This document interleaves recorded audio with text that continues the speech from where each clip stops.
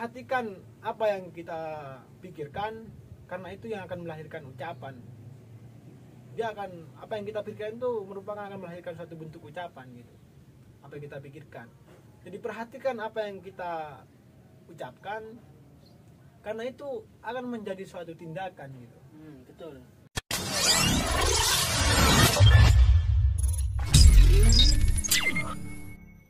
Assalamualaikum warahmatullahi wabarakatuh. Waalaikumsalam warahmatullahi wabarakatuh. Baik, sebelumnya selamat datang pada kawan-kawan semua di channel HMI Komoni, yang mana di sini juga banyak membahas tentang ilmu pengetahuan, apalagi tentang 6 materi wajib pokok HMI ini ya. Di sini sekarang kita kedatangan pemateri yang hebat, yang luar biasa, yang sekarang masih menduduki di jabatan bidang P3A sebagai Kabid ya, Pak Bid ya. Ya. Alhamdulillah. Baik, apa kabar semuanya yang ada di luar sana? Izinkan saya selaku moderator untuk memandu jalannya podcast ini ya. Izinkan saya untuk memperkenalkan diri ya. Baik, nama saya Nakibul Khair, biasa dipanggil Iki.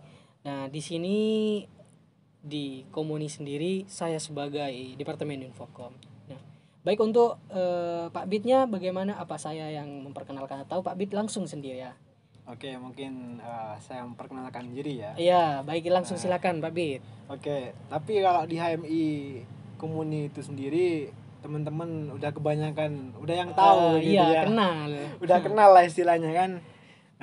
Ya, mungkin saya perkenalan Ya. lagi ya. Ya, harus Perkenalkan, nama saya Muhammad Anwarul Hidayat ya. Saya di HMI Komuni, saya menjabat sebagai Kabid P3A periode 2021-2022. Nah, mungkin itu saja ya. Iya. Ada ya perkenalan saya sesingkat Baik. itulah. Ya, baik, langsung saja ya kawan-kawan semua. Di sini kita akan membahas tentang NDP 3 dan NDP 4 ya.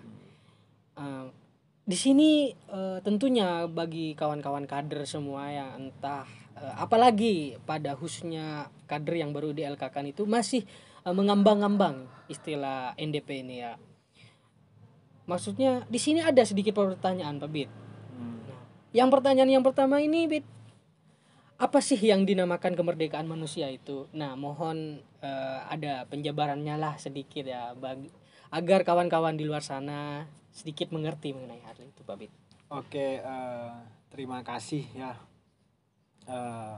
Pak Dep Infokom ya. Iya. Jadi NDP, mungkin saya sedikit mengulas tentang NDP itu apa ya. Jadi NDP itu merupakan nilai-nilai dasar perjuangan. Kenapa kok harus nilai-nilai? Karena terkandung banyak nilai yang ada di dalam tubuh NDP itu sendiri.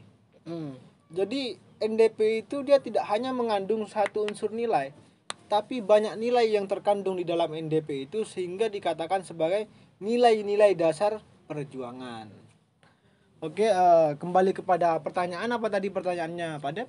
Pertanyaannya ini, apa sih yang dinamakan kemerdekaan manusia itu? Apa yang dinamakan oleh kemerdekaan manusia ya? Oke, karena ini podcastnya NDP 3 dan 4 ya. Ya, itu NDP 3. NDP 3 itu dia membahas tentang kemerdekaan manusia ikhtiar dan keharusan universal takdir, begitu ya. Iya. Jadi kemerdekaan manusia itu sendiri, kalau kita merujuk kepada NDP, bahwa kemerdekaan itu merupakan kerja sukarela tanpa ada unsur paksaan. Dia sukarela sifatnya. Tetapi tidak hanya kerja sukarela juga. Kemerdekaan itu merupakan suatu bentuk kebebasan memilih sesuai dengan hati nuraninya, begitu. Bicara tentang NDP 3 ini, kita juga bicara tentang ikhtiar. Iya. Secara konsep ikhtiar, pengertian ikhtiar, bahwa ikhtiar itu adalah pilihan secara pengertian. Nah, dalam artian seketika kebebasan memilih ini ada unsur paksaan, maka secara pertanggungjawaban dia tidak selesai, begitu. Karena ada unsur paksaan di dalam dirinya. Nah, Cak Nur mengatakan bahwa kemerdekaan manusia itu kenapa kok sesuai dengan hati nurani. Jadi kebebasan memilih itu sesuai dengan hati nurani. Karena apa? merupakan ada suatu bentuk pertanggungjawaban daripada individu manusia itu sendiri. Ya, betul. Jadi seketika kita bebas memilih sesuai dengan hati nurani kita, maka saya rasa bentuk pertanggungjawabannya adalah merupakan bentuk pertanggungjawaban yang memang sesuai dengan pilihan daripada apa yang dipilih oleh individu manusia itu sendiri. Nah, kita bicara tentang ikhtiar, karena kita bicara tentang kemerdekaan itu tidak terlepas daripada ikhtiar. Jadi ikhtiar itu kan merupakan suatu bentuk peranan yang aktif atau usaha-usaha yang dilakukan oleh manusia itu sendiri. Nah, itu ikhtiar. Jadi antara ikhtiar dan kemerdekaan itu merupakan suatu bentuk satu kesatuan, bahwa tidak ada manusia yang tidak terlepas daripada ikhtiar itu sendiri, atau bahkan puncak daripada keistimewaan manusia itu adalah kemerdekaan yang dimiliki oleh manusia itu sendiri. Mungkin itu, Pak Dep. Ya, sedikit ulasan dari Pak Bit yang luar biasa ini ya, kawan-kawan semua. Mengenai tentang kemerdekaan. Nah, yang kedua ini Bit, pertanyaannya bagaimana cara manusia itu bisa menggunakan kemerdekaannya itu di wilayah masyarakat. Jadi implementasi daripada kemerdekaan manusia di tengah masyarakat. Jadi semua manusia dia mempunyai hak merdeka begitu. Dia mempunyai hak untuk mengimplementasikan kemerdekaannya di tengah masyarakat. Tetapi tidak semua kemerdekaan yang ada di dalam diri individu manusia itu dia diimplementasikan. Karena begini, kemerdekaan yang saya miliki itu bisa saja berbeda dengan kemerdekaan yang dimiliki oleh Padep Infocom. Kenapa saya mengatakan seperti itu? Apakah sudah menjadi kebenaran yang mutlak kemerdekaan yang dimiliki oleh kita sebagai individu manusia itu sendiri? Karena kenapa? Ada masih hal-hal yang berbeda. Ada merupakan perbedaan-perbedaan kemerdekaan di dalam tubuh umat manusia itu sendiri. Sehingga saya mengatakan tidak ada suatu bentuk kebenaran yang mutlak yang ada di dalam diri manusia. Dia sifatnya majemuk. Karena kenapa? Saya mengatakan ini merupakan suatu kebenaran, bisa saja Pak Dep Infocom mengatakan kebenarannya juga berbeda. Iya. Kebenaran yang sesuai yang dimiliki oleh dia. Nah, kemerdekaan itu juga begitu. Jadi, kemerdekaan yang saya miliki bisa saja berbeda dengan kemerdekaan yang dimiliki oleh Pak Dep Infocom, sehingga terjadi kontradiksi kemerdekaan di tengah masyarakat seketika kita sebagai individu manusia memaksakan kemerdekaan kita untuk diimplementasikan di tengah-tengah masyarakat. Bagaimana seandainya kita sebagai umat manusia semuanya pengen mengimplementasikan kemerdekaannya? Saya rasa itu kan kacau balau kan. Karena kenapa? Kita akan mempertahankan, loh ini kemerdekaan saya. Ya, jelas. Bahkan ternyata, loh ini kemerdekaan saya. Nah, di tengah kehidupan bermasyarakat itulah ada batas-batas kemerdekaan. Ada batas-batas kemerdekaan. Ada hukum-hukum yang berlaku begitu. Ada kepastian hukum yang memang tidak bisa ditundukkan oleh manusia itu sendiri. Sehingga kenapa? Hukum-hukum itulah yang mengikat daripada kemerdekaan manusia itu sendiri. Nah, sehingga implementasi daripada kemerdekaan manusia di tengah masyarakat itu kita tidak bisa mengimplementasikan bahwa ini kemerdekaan saya, ini kebebasan saya begitu. Ternyata ada juga kemerdekaan orang lain yang harus kita lihat atau bahkan kita hargai.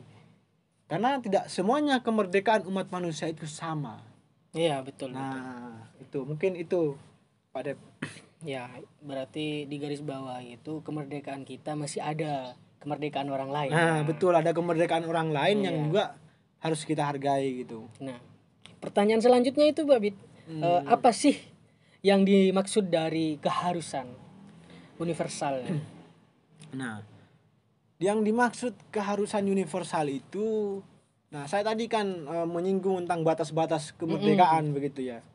Jadi di dalam kemerdekaan manusia itu sendiri juga ada yang namanya batas-batas kemerdekaan manusia begitu. Nah, batas-batas kemerdekaan manusia itu kan saya katakan tadi ada hukum-hukum yang berlaku yang memang tidak bisa ditundukkan oleh manusia itu. Nah, hukum-hukum yang berlaku itu merupakan suatu bentuk kepastian umum, sesuatu yang pasti gitu. Karena kenapa saya mengatakan begitu? Karena manusia itu sendiri, bahkan manusia dia tidak bisa menundukkan kepastian-kepastian itu. Dia satu bentuk dia kepastian umum. Iya, iya. Nah, dari batas-batas kemerdekaan itu ada hukum-hukum yang berlaku yang tidak bisa ditundukkan oleh manusia, itu dikatakan sebagai kepastian umum. Nah, kepastian umum lah itulah dikatakan sebagai takdir gitu. Keharusan universal. Jadi daripada kepastian universal itu dia dikatakan takdir. Dia berangkat daripada kepastian umum lalu menjadi suatu bentuk keharusan. Keharusan universal ya itulah yang dikatakan sebagai takdir. Takdir. Nah, dalam artian segala bentuk aktivitas daripada manusia itu sendiri tidak ada semua gerak daripada alam semesta ini semuanya digerakkan daripada kemerdekaan manusia. Jadi ada batas-batas kemerdekaan itu yang menjadi kepastian umum begitu. Dalam artian ada hal-hal lain yang memang tidak bisa dijangkau oleh manusia karena kenisbian yang dimiliki oleh manusia itu sendiri. Yaitu tadi kepastian umum itu atau keharusan universal tadi, yaitu takdir. Ketentuan-ketentuan yang memang tidak bisa ditundukkan oleh manusia. Jadi segala bentuk aktivitas manusia itu tidak semuanya dia berangkat daripada kemerdekaan manusia. Makanya Cak Nur mengatakan begini bahwa manusia itu juga harus percaya terhadap takdir begitu. Kenapa manusia harus percaya terhadap takdir? Biar ada bentuk keseimbangan jiwa. Dalam artian seketika usaha-usaha yang dilakukan oleh manusia itu sendiri dia tidak sesuai dengan hasilnya, nanti kan pasti ada keputusasaan, kekecewaan. Kekecewaan yang ada di dalam diri manusia. Makanya Cak Nur mengatakan kita sebagai individu yang merdeka juga kita harus percaya terhadap takdir. Biar apa? Biar ada keseimbangan jiwa di dalam diri manusia. Biar tidak ada keputusasaan. Karena kenapa? Meskipun pada asasinya adalah manusia itu adalah merdeka, tapi ada batas-batas kemerdekaan yang dimiliki oleh manusia. Dan ada kepastian umum, yaitu keharusan universal tadi, takdir. Maka kita sebagai individu yang merdeka, kita juga harus percaya terhadap takdir. Harus percaya tentunya ya. Iya, karena apa? Kita sebagai manusia ini kan nisbi. Tidak semuanya bisa dijangkau oleh kemerdekaan manusia itu sendiri. Betul. Karena ada hukum-hukum Tuhan yang tidak mampu kita jangkau sebagai individu manusia. Nah, konkret sudah itu ya. Ya, bagaimana kawan-kawan semuanya? Mungkin ada satu hal ya dari NDP 3 ini yang ingin saya katakan. Saya begini Pak Dep ya. Lanjut Pak Bib. Tentang saya teringat dengan statement dari Perdana Menteri Inggris. Dia merupakan menteri perdana pertama kali seorang perempuan di Inggris. Dia seorang perempuan. Namanya Margaret Thatcher gitu. Nama dia. Dia mengatakan begini. Perhatikan apa yang kita pikirkan karena itu yang akan melahirkan ucapan. Apa yang kita pikirkan itu merupakan akan melahirkan suatu bentuk ucapan gitu. Apa yang kita pikirkan. Jadi perhatikan apa yang kita ucapkan karena itu akan menjadi suatu tindakan gitu. Betul. Nah itu kan dia mengatakan seperti itu. Jadi juga dia mengatakan bahwa perhatikan kebiasaan kita dari tidur bahkan bangun, karena itu akan menjadi karakter manusia juga. Nah karakter itulah takdirmu katanya. Jadi kebiasaan ini kan habits kita kan, kebiasaan kita sehari-hari yang memang lalu menjadi sebuah karakter.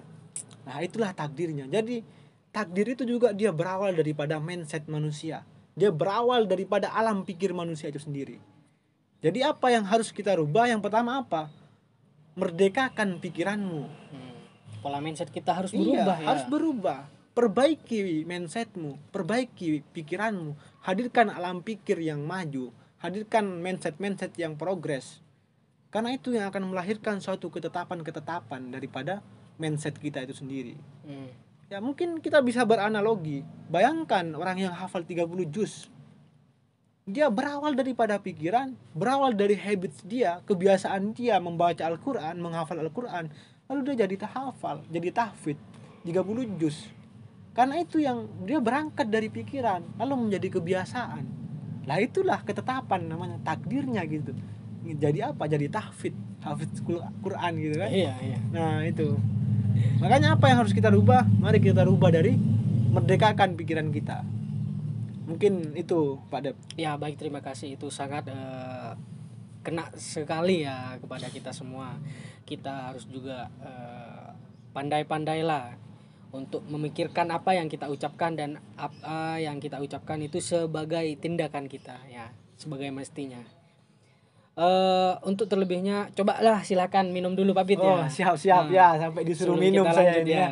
Oke, saya minum dulu ya. Ya, Minum lanjut dulu ya, lanjut Pak Pak Dep, ya. Bit. Ya, kita sebelum mulai kan pada pembahasan materi NDP 4. Nah, di sini ada sedikit pertanyaan juga Pak Bit. Mungkin bisa dijelaskan pada alinea pertama tentang hubungan yang benar antara individu itu Pak Bit, individu manusia maksudnya dengan dunia sekitarnya.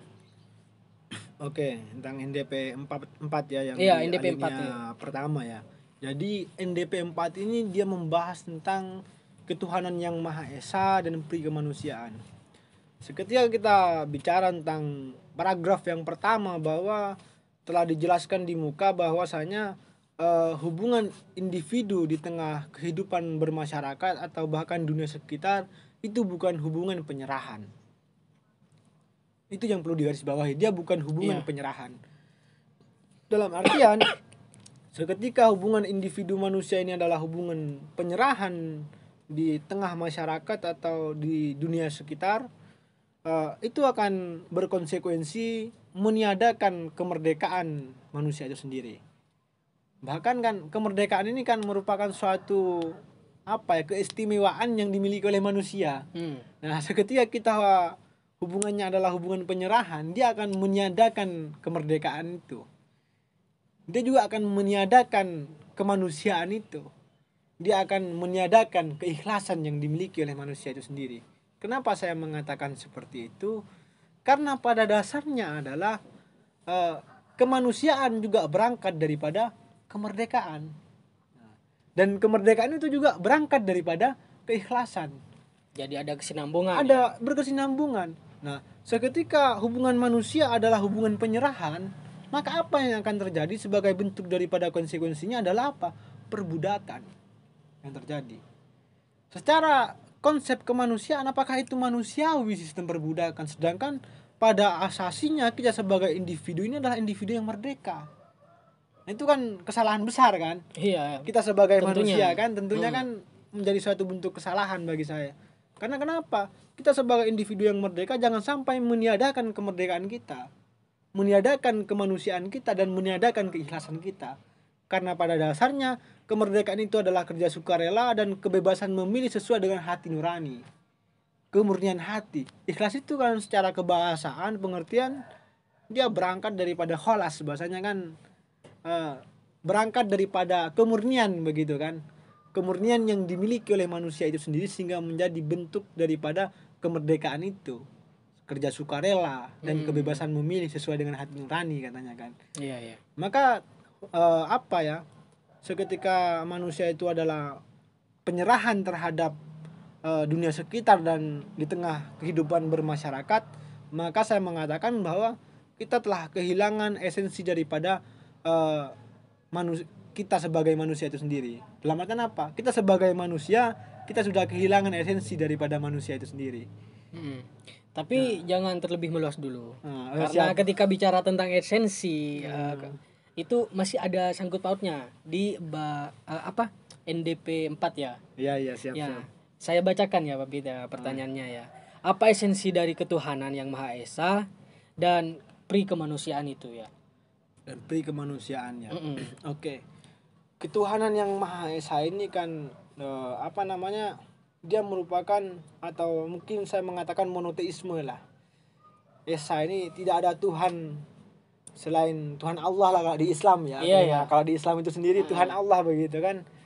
Dalam artian apa? Ketuhanan yang Maha Esa ini kan merupakan suatu kebenaran yang mutlak begitu.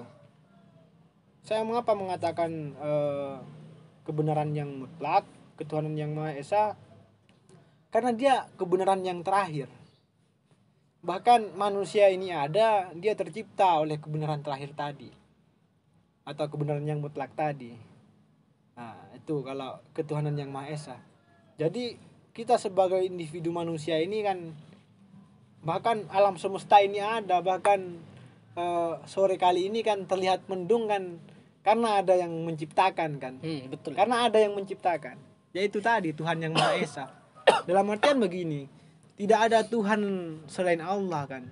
Ada bentuk pengecualian dan peniadaan. Dalam artian apa? Meniadakan Tuhan-Tuhan yang lain. Atau saya mengutip bahasanya Cak Nur itu, meniadakan Tuhan-Tuhan yang kecil atau T kecil gitu kan. Nah itulah Tuhan yang Maha Esa. Yaitu Allah tadi, bahwa kita harus kembali kepada kebenaran yang mutlak begitu. Ya Tuhan yang Maha Esa. Nah, itu esensi daripada ketuhanan yang Maha Esa. Dia merupakan suatu kebenaran yang mutlak, tetapi yang memang benar-benar ya. Benar-benar kebenarannya itu ya tidak bisa dibantah. Karena dia sudah menjadi suatu bentuk kebenaran yang mutlak dan kebenaran yang terakhir begitu. Tidak ada lagi kebenaran-kebenaran selain kebenaran yang terakhir itu. Iya.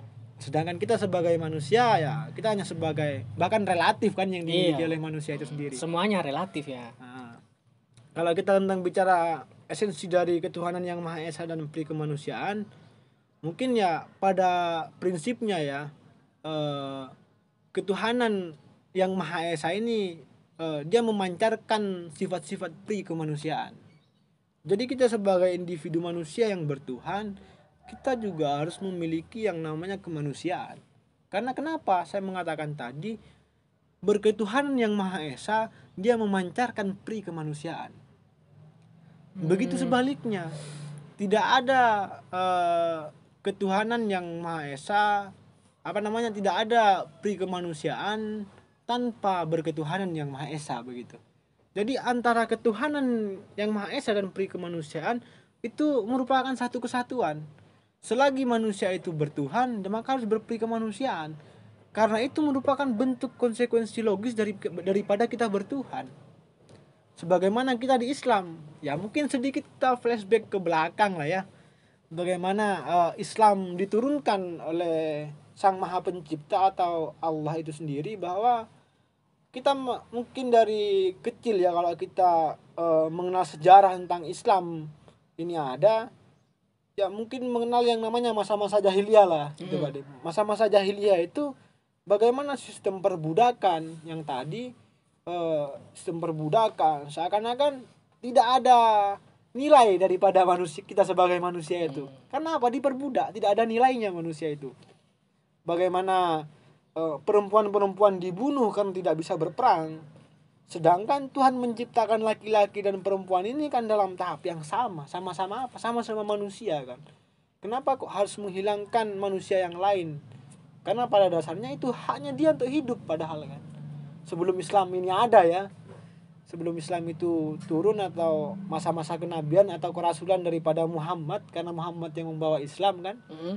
Nah, jadi pasca Islam turun, jadi saya mengatakan bahwa Islam itu sebagai agama kemanusiaan. Karena mengapa saya mengatakan seperti itu? Karena dengan adanya Islam, masa-masa jahiliyah itu yang mungkin tadi bahwa perempuan-perempuan dibunuh, bahkan banyaknya sistem perbudakan, hadirnya Islam banyak budak yang dimerdekakan. Atau bahkan sampai saat ini kita bisa merasakan tidak ada lagi perbudakan kan, atau bahkan sampai pembunuhan terhadap perempuan-perempuan. Karena apa? Ya tadi kemerdekaan manusia. Secara hak asasi manusia itu kan sama kan. Nah, itulah pri kemanusiaan dalam artian kita sebagai umat Islam yang berketuhanan yang Maha Esa itu juga harus memancarkan pri kemanusiaan. Yang tadi yaitu rasa kemanusiaan kita sebagai manusia. Karena kita sebagai manusia ini, kalau kita kembali kepada NDP 3 ini kan, di sana kan juga ada temporal dan eternal kan begitu. Ada aspek temporal, ada aspek eternal. Aspek yang pertama kan temporal itu kan dia mengatakan bahwa kehidupan manusia di dunia, kehidupan kita yang sekarang, yaitu apa? Ya amal baik dan amal buruk kita itu kan kita sebagai individu kita yang melakukan, atau bahkan bisa kita kerjakan secara bersama, secara berkelompok gitu kan. Kehidupan kita di dunia secara temporal kalau bahasanya NDP 3 itu. Tapi juga ada yang namanya eternal. Eternal itu saya mengatakan kenapa kok eternal itu kehidupan sesudah mati. Intinya kehidupan yang di akhirat. Nah, di eternal ini kita tidak lagi berbicara tentang amal baik atau amal buruk daripada kita sebagai individu manusia yang merdeka tadi. Tapi apa, di eternal ini kita mempertanggungjawabkan apa yang telah kita lakukan. Di eternal ini merupakan suatu bentuk pertanggungjawaban daripada individu. Jadi tidak ada lagi yang namanya amal baik dan amal buruk. Itu sudah masuk dalam fase pertanggungjawaban kita sebagai individu. Karena kita terlahir sebagai individu dan akan kembali kepadanya secara individu, maka bentuk pertanggungjawaban kita adalah juga individu. Iya. Nah, kita kembali kepada pri kemanusiaan tadi. Seketika kita katakan tidak mempunyai perilaku atau bahkan rasa kemanusiaan atau pri kemanusiaan, ya konsekuensi logisnya di mana? Di eternal tadi. Kita sebagai individu, pertanggungjawabanmu sebagai manusia bagaimana? Kan begitu kan? Iya. Pertanggungjawaban kita sebagai manusia. Karena Jadi, tidak ada lagi kita berbicara tentang amal baik dan amal buruk seketika di akhirat kan begitu. Kenapa? Sudah masuk dalam fase pertanggungjawaban. Nah itu. Jadi perlu ya esensinya ya. Iya. Dari ketuhanan yang Maha Esa dan pri kemanusiaan. Ya itu, karena pada dasarnya ketuhanan yang Maha Esa itu memancarkan pri kemanusiaan. Begitu juga sebaliknya. Itu yang harus tertanam di dalam diri kita sebagai manusia, lebih-lebih kader Haim itu sendiri. Iya. Tentang pri kemanusiaan itu. Karena pada dasarnya kita ini berislam, otomatis kita bertuhan kan. Bertuhan terhadap yang satu begitu. Nah, mungkin itu pada baik, terima kasih. Sangat luar biasa ya kawan-kawan semua. Bagaimana untuk kawan-kawan semua yang ada di luar sana? Apa masih ada pertanyaan yang harus gini? Atau bisa tunggu di podcast selanjutnya ya? Ya. Jadi mungkin sebelum saya akhiri pada kesempatan kali ini ya, mungkin dari pemateri Kanda pemateri yang luar biasa ini ada sedikit kata patah atau pesan kesan lah kepada kita semua ya. Oke ya, bukan luar biasa ya, tapi saya juga masih dalam tahap berproses dan masih belajar begitu ya. Mungkin apa ya, kalau pesan dan kesan mungkin saya apa namanya ya, karena saya juga diamanahkan di bidang P3A, lebih-lebih kepada adik-adik saya ya yang angkatan Kasaif lah. Jadi saya mengatakan bahwa apa namanya ya, jangan kita ini sebagai kader kita harus mampu melahirkan suatu bentuk gagasan begitu. Karena pada dasarnya kita berhimpun ini kan sebenarnya candu kan. Maka candumu itu harus melahirkan suatu ide. Candumu itu harus melahirkan suatu bentuk gagasan begitu. Betul. Karena itu pada dasarnya kita berhimpun itu harus ada gagasan dan ide yang kita miliki. Apalagi kita sebagai manusia. Jadi hadirkan candu itu dalam bentuk implementasi yang berbentuk gagasan dan ide, atau bahkan dalam bentuk tulisan begitu. Kalau saya sendiri ya pesan saya mungkin ya perbanyak membaca, perbanyak berdiskusi begitu kan. Ya kita sebagai kader ini kan, karena bagi saya esensi daripada perkaderan ini ya harus berkeadaban. Jadi seketika perkaderan sudah berkeadaban, maka dia harus menuju sebuah peradaban. Mungkin itu Ya. Terima kasih ya Kanda pemateri ini kan, yang sangat luar biasa. Tentunya kita semua sudah sedikit memahami apa yang dibahas oleh Kanda pemateri ini mengenai NDP 3 dan 4 ya. Baik, saya selaku moderator izin pamit diri, undur diri. Mohon maaf jika ada salah kata atau sikap yang kurang berkenan. Wassalamualaikum warahmatullahi wabarakatuh ya. Yakin saya sampaikan. Waalaikumsalam warahmatullahi